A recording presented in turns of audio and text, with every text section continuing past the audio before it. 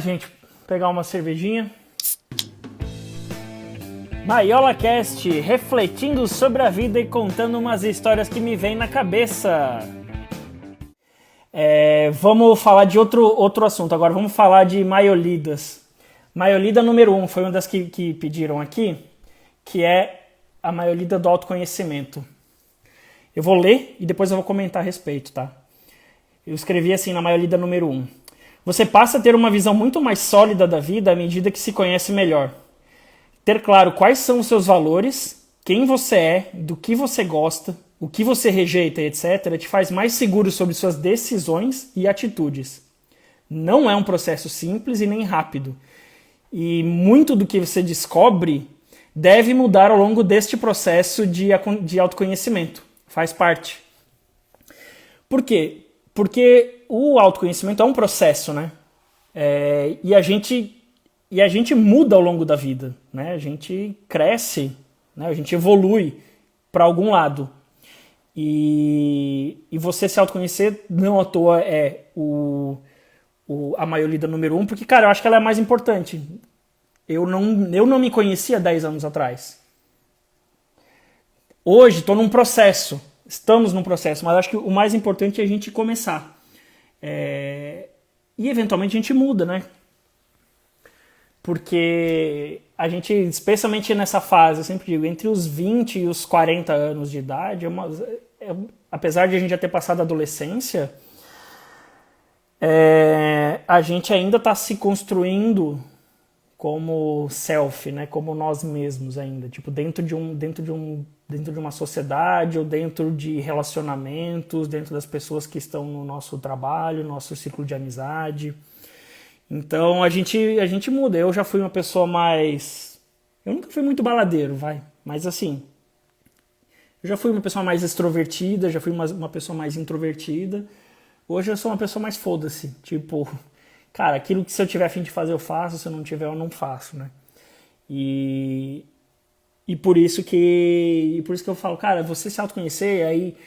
Acho que terapia, né, com psicólogo é um dos principais processos, um dos que mais ajudam, mas assim, é um tema que eu gosto bastante porque eu sempre falo, eu falava isso quando eu trabalhava, que pessoas que, quando eu faço uma entrevista, vejo uma pessoa que tem autoconhecimento, né, eu sempre me apaixono, digamos assim, né, porque, cara, você faz perguntas e a pessoa se conhece, a pessoa sabe o que está falando, ela sabe quem que ela é, quem que ela quer. Óbvio que eu nunca cobrei isso, né? Mas eu digo sempre, é um negócio que brilha mais os olhos, você consegue ter conversas menos rasas com a pessoa, você consegue pensar, né, numa carreira de médio prazo com a pessoa, então esse é um tema que eu gosto bastante. Tá calor aqui porque eu tô com a luz, igual me falaram que eu tô blogueira de maquiagem, eu tô com a luz da blogueira de maquiagem bem aqui na minha frente. E aí,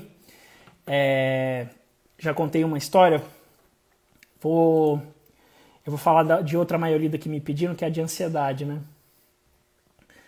Terapia é tudo, também acho, Fê. Sobre ansiedade, esse pra mim é o mal do século, muitos problemas decorrem dele. Insônia, estresse, mau funcionamento do organismo, irritação, etc. Tudo porque a gente fica preocupado antecipando mentalmente coisas que estão fora do nosso controle. Não é simples, mas uma coisa que me ajuda a ser menos ansioso é aceitar a vida como ela é. As coisas como elas são e no tempo delas. E eu tenho um mantra, que aqui foi escrito dessa maneira para caber na maiolida, quando eu postei, que é: tudo tem o seu tempo, tudo vai acontecer na hora e da forma que tem que acontecer. Você só tem que fazer a sua parte para as coisas conspirarem a favor. E se não acontecer como você queria, paciência. É uma oportunidade de evolução. Esse é um tema bastante complexo, assim, porque da teoria para a prática tem bastante espaço, né? Inclusive, eu tô falando de ansiedade aqui como se fosse a coisa mais tranquila do mundo, né? Esse mantra, mas eu tô aqui balançando a minha perna. Minha perna tá para cima e para baixo aqui, inquieta. eu acho que o principal ponto é não dá pra gente ser ansioso o tempo inteiro, não dá pra gente ficar tranquilo o tempo inteiro. Porque é normal a gente querer, a gente fazer, tomar alguma ação, alguma atitude e eventualmente querer saber se vai dar resultado, se não vai, saber o que o outro está pensando do trabalho que a gente fez. A gente tem esse caminho, assim, esse espaço de não só olhar para frente e querer saber as coisas que vão acontecer, mas também saber qual que é o julgamento de outra pessoa para nós, né? Ou pelo nosso trabalho, né? Saber se o cliente vai gostar de alguma coisa que você fez. Então, eu imagino que o principal, acho que o principal ensinamento é, quando for possível, a gente pensar que a gente está fazendo o que tá ao nosso alcance, né? Se eu fiz o meu melhor, eu fiz o que está ao meu alcance, fiz, tá bom. Então deixa eu ficar menos ansioso, pelo menos. Deixa eu pelo menos tentar dormir com a cabeça e com a consciência tranquila, com a cabeça tranquila no travesseiro, porque a partir do momento que você não faz tudo que está ao seu alcance, aí sim você poderia eventualmente se preocupar e ficar mais ansioso pensando, opa, eu poderia ter feito diferente. Mas se você não fez, ou melhor, se você fez tudo o seu melhor, cara, é esperar. Viver o presente, né? Isso não é fácil, não é trivial no dia a dia, né? Eu acho que, especialmente quando eu escrevi isso aqui, eu estava viajando no meio de Tava lá na Ásia, no meio de uma viagem de volta ao mundo, realmente sem expectativa nenhuma da vida. No sentido positivo, né? Então eu não tinha muito o que esperar. Minha preocupação era acordar, tomar sol, ir pra praia e... sei lá, pensar no que eu ia comer. E saber se eu tava emagrecendo.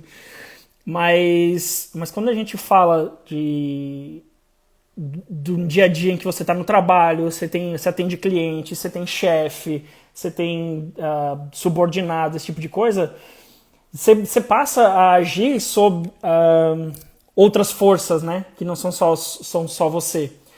Mas aqui, quando a gente entrou na pandemia, que foi esse o motivo que me pediram para falar sobre isso, né? O que eu fiz no começo da pandemia? Que eu não tinha... Cara, eu ia viajar. Em abril, final de abril, começo de maio, eu ia sair para mais uma volta ao mundo aí de 6, 8 meses, nem sabia quanto. Mas de repente chegou a pandemia, eu ia ficar trancado dentro de casa e já sabia que ia demorar 3, 4, 5 meses. Ninguém sabia, ainda não sabe quanto tempo ia demorar. Mas por que eu ia ficar ansioso se eu não tinha... Assim, eu não estava fazendo nada. Eu não tinha expectativa de nada. Eu ia ficar ansioso para uma coisa que eu tinha certeza. Poxa, mas eu queria estar viajando. Eu queria, mas eu não vou sofrer por isso? Não vou, não tenho o que fazer. Tinha mais que agradecer que eu estava com a minha família, entendeu? Então, uma coisa que eu, mais de 15 anos, sei lá, que não 10 anos, vai, que eu não... 10 anos que eu não morava com a minha família. Eu falei, cara, melhor do que... Cara, tinha amigos que estavam presos em países lá na Ásia, desesperados para voltar e tudo mais, e eu aqui com a minha família. Então, assim, vou reclamar do quê? Vou reclamar que eu não tenho nada para fazer? Não tem que reclamar. Então, e ficar pensando quando que eu vou viajar de novo, cara, eu não tinha passagem comprada, né?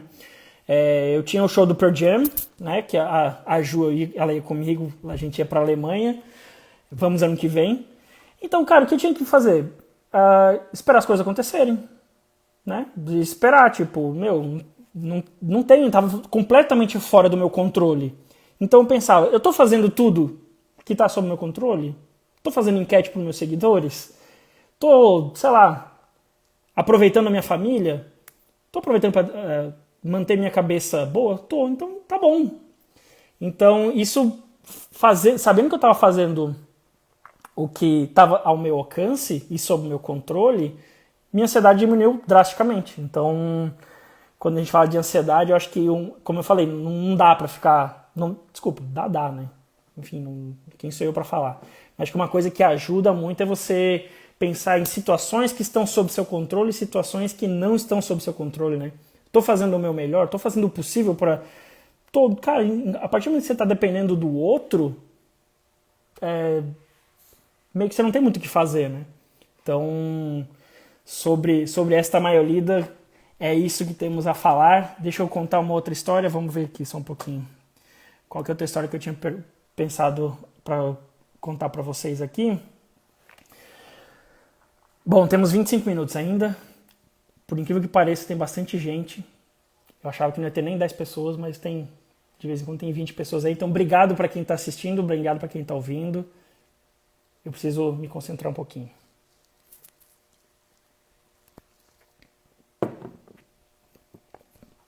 Falando sobre...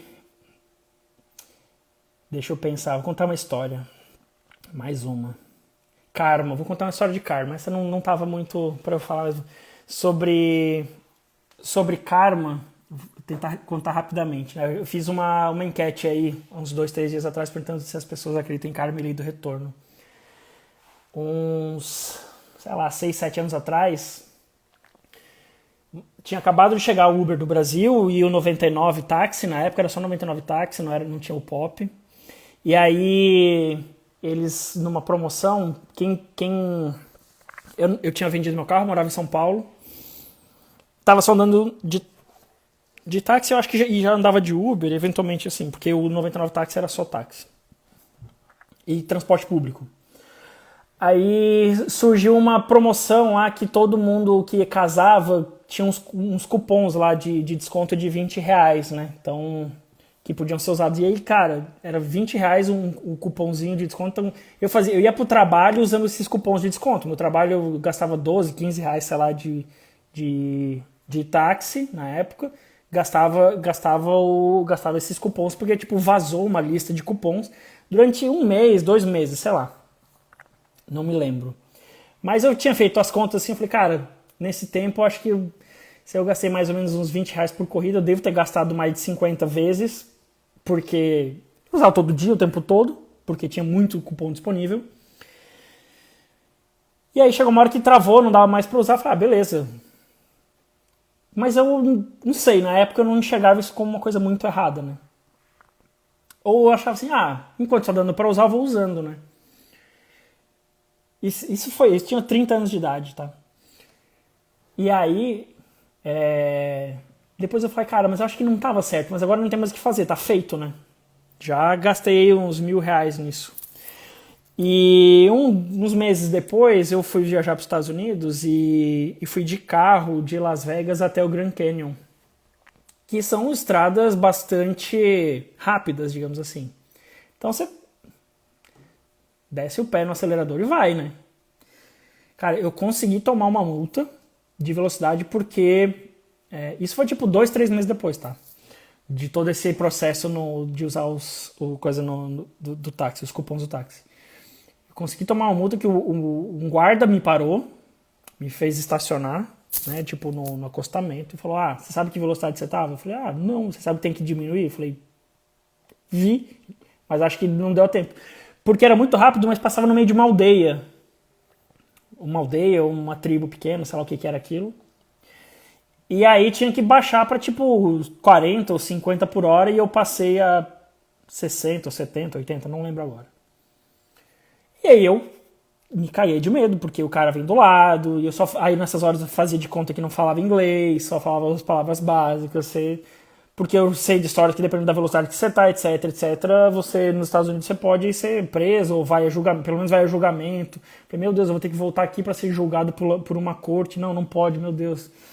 E obviamente eu nem corri o risco de oferecer propina pro cara, eu só falava, meu Deus, desculpa, quanto que eu tenho que pagar, enfim, esse tipo de coisa. Resumindo, $250 de multa na época dava mais ou menos R$1.000.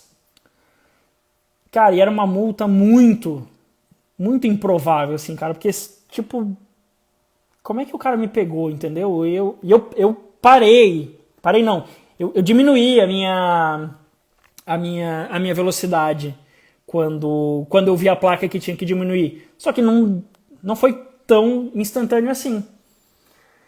E aí eu fiquei pensando, cara, o tanto que eu gastei de multa 3 meses depois daquilo tudo que eu tinha feito,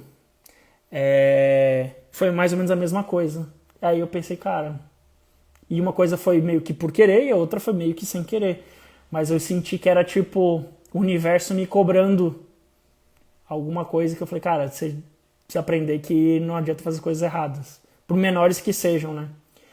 Então, cara, desde então, antes eu já não fazia muito, mas cada vez menos, a partir daquele momento, sei lá, 6 anos atrás, 5 anos atrás, não sei, eu passei a realmente prezar muito por mesmo, tipo, baixar filme, baixar música, essas coisas. Cara, eu parei, assim, ó, eu acho que eu fiz uma vez que, tipo, era um episódio de Game of Thrones que tinha vazado, tava todo mundo falando, eu falei, cara, eu não consigo, isso era mais forte do que eu. Mas se não, eu prezo muito hoje por ter passado por essa história, especialmente. Eu falo, cara, não adianta, se eu fizer errado, de alguma forma o universo vai me cobrar indiretamente. E, cara, hoje em dia eu sou muito mais, principalmente com a consciência tranquila em relação a isso, né? Ai, ai, mais uma história? Não, vamos falar de mais uma maiolida. Bom humor. Bom humor, vocês pediram para falar de bom humor. Vamos primeiro ler a maiolida do bom humor. Pratique o deboísmo, a vida já é dura demais. Ria de si mesmo, ria dos outros. Melhor pedir desculpas por ter rido de algo sério demais do que levar tudo tão a sério. Não seja tão literal, as pessoas nem sempre sabem comunicar o que querem. Às vezes não é nada sério e você eventualmente leu com entonação errada. Especialmente quando está no WhatsApp, né? Se algo lhe parece estranho no que te falam, considere questionar para ver se não é só a sua forma de interpretação que não foi diferente do que a intenção da pessoa.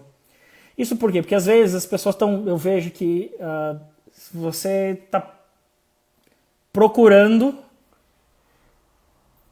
sarna para se coçar, entendeu? Em outra pessoa. Ou então, a gente falou disso de relacionamento mais cedo e tudo mais. Assim, cara, eu acho que a gente levar as coisas mais de boa, com bom humor, ajuda tanto. Tipo, o mundo não é do jeito que a gente quer. O mundo não é como eu imagino. O mundo é como ele é. As pessoas são como elas são. E eu tenho alguma influência sobre o outro, mas eu tenho total influência sobre mim mesmo, né?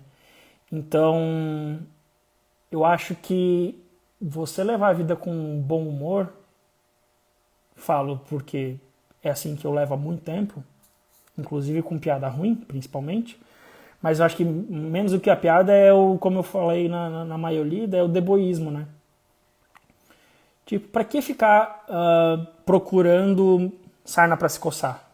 Por que ficar procurando treta? Né? Fiz essa enquete também ontem, eu acho. Postei a resposta hoje, se você se considera de boas ou treteiro. Cara, tinha 10% de pessoas que se consideram treteiras. Tudo bem, é o seu jeito. Né? Já fiz outra vez, você prefere ser feliz ou ter razão? Tem gente que prefere ter razão do que ser feliz. Enfim, não é um julgamento meu. Mas assim, a vida fica tão mais fácil quando a gente tá com energias com good vibes, né, digamos assim. Então, isso ajuda as coisas a fluírem mais no sentido da evolução. Aí, como é que eu posso dizer? As coisas irem pra frente de uma maneira mais leve, porque, tipo, cada um já tem suas próprias dificuldades, né? Tipo, cada um ao seu tempo, no seu momento, tem as suas dificuldades. Em algumas fases da vida as dificuldades são maiores, outras menores, mas como as dificuldades atingem as pessoas, ou atingem a você mesmo, é uma sensação muito única, né? Então, não importa qual que seja, tipo, cara, você pode estar sofrendo por uma coisa que não deveria estar sofrendo. E às vezes você fomentar mais discórdia só piora, né? Então, às vezes você pode ajudar alguém que está num momento ruim, num momento difícil, né? Levando a vida com um pouquinho mais de humor. Eventualmente, e o que eu falei na maioria, eu sempre não, mas eu já muitas vezes pequei por excesso de fazer piada no momento que não era para fazer piada, né? Então, é difícil, especialmente no trabalho, né? No trabalho eu precisei criar, eu não vou dizer que é criar um personagem, mas eu precisei deixar claro para as pessoas de que eu ia fazer muita piada ruim. E às vezes eu ia errar a mão, inclusive no momento. Então às vezes eu já fiz piada com pessoas tipo do alto escalão, de hierarquias 3, 4 níveis superiores à minha, em reunião cheia de gente. E na época eu não queria pedir demissão. Ou eu queria, mas ninguém sabia ainda. Mas de tipo, depois tem que pedir, chegar lá pra pessoa, que é diretor, algo nesse sentido, e chegar e falar: fulana, eu fiz aquela piada, beleza, tá tudo bem. Ela falou assim: ah, Maiola, se não tiver piada não é você, né? Então pode deixar que eu entendi. Porque o pessoal achou, outras pessoas que estavam no ambiente acharam que tipo, meu Deus, eu ia ser demitido sumariamente na manhã seguinte pela piada que eu tinha feito. E assim, errei eventualmente, mas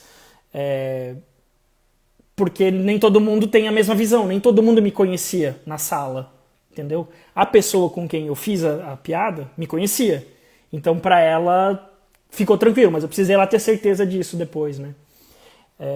Então assim, pratiquemos o deboísmo.